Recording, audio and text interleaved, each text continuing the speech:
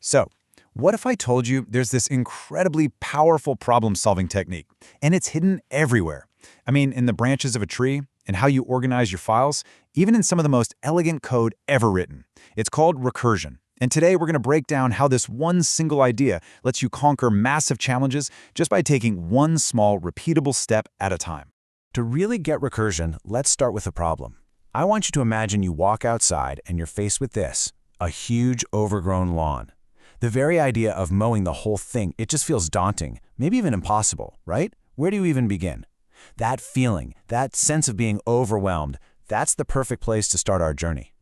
Now, to tackle a problem like this lawn, a computer needs a plan, and that plan has a name. It's called an algorithm. But before we get into the really cool stuff, we've got to understand this fundamental building block. You know, at its simplest, an algorithm is just a recipe. Seriously, think about making lemonade. You've got a clear sequence of steps, right? You add sugar, then you add the lemon juice, then water, and finally you stir. You do them in that order, and when you're done, you've got lemonade. It's a totally straightforward step-by-step process. Okay, but making lemonade is pretty easy. What about our huge lawn? A simple 4-step recipe just isn't going to cut it here. The job is way too complex for a single list of instructions, so we're going to need a new strategy. And this is where everything shifts. Instead of seeing it as one giant lawn, we divide it. We break that big problem, mow the lawn, into smaller but similar problems, like mow the front yard and mow the backyard. And we don't have to stop there. We can break mow the front yard into mow the left front and mow the right front. Do you see the pattern here? We're taking a big task and breaking it into smaller, identical versions of itself. This whole divide and conquer strategy, this idea of breaking a problem into smaller versions of itself, well, it's so powerful that in computer science, it gets its own special name. We've been using this super elegant method to conquer our lawn mowing problem. I think it's time we give it its proper name. That method is recursion. It's the art of solving a problem by using the solution to smaller versions of the exact same problem. It's kind of like defining something in terms of itself. So, the formal definition is this. A recursive algorithm is one that breaks a problem into smaller subproblems and then applies that very same algorithm to those smaller pieces. It's exactly like how we applied the mow algorithm to smaller and smaller patches of grass. Now, this whole divide and conquer thing brings up a really important question. I mean, if we just keep breaking the lawn into smaller and smaller pieces, where does it end? Without some kind of stopping point, we'd just be dividing forever. This is honestly the absolute key to making recursion work. If a function just keeps calling itself on smaller and smaller inputs, you'd get stuck in an infinite loop. It'd be like having a set of those Russian nesting dolls that just goes on forever.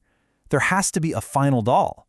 That final doll, that crucial stopping point, is called the base case. And this is the part of the algorithm that basically says, okay, the problem is small enough now, stop dividing and just solve it. It's the simple action at the very, very end of the line.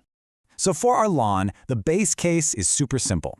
When you've divided the lawn all the way down to a patch that's small enough to just mow without any more dividing, you just mow it. That's it. That's the base case. The whole lawn eventually gets mowed once every single one of those tiny patches is done. All right, time for a quick pop quiz. Let's see if you've got it. You have a huge pile of envelopes to sort. Your method is to split the pile in two and then apply the exact same sorting method to each of those two smaller piles. So, is this recursive? Yes, absolutely. That is a classic example of recursion. The main problem, sorting, is solved by performing the exact same sorting task on smaller subproblems. Perfect. Okay, let's try another one. How about these directions for driving to the store? It's just a list of steps you follow in order. Is this a recursive algorithm? Nope. This is just a standard sequential algorithm, kind of like our lemonade recipe. There's no big problem being broken down into smaller instances of the same problem. It's just a simple to-do list. Okay, so we get the concept with lawns and envelopes. Now let's see how this really elegant idea looks in its native environment, code. We're going to build a really simple countdown timer. So here we have a simple Java method called countdown, and its job is pretty straightforward. Take a number and count down from it to 0, and then print go. So if we give it the number 2, we expect it to print 2, then 1, then go. And here it is. Here's the magic. Look at this highlighted line. This is the recursive step. The countdown method is literally calling itself from inside its own code. But each time it does, it makes the problem a little bit smaller by passing in the number -1. So how does it stop? This line right here, this is our base case.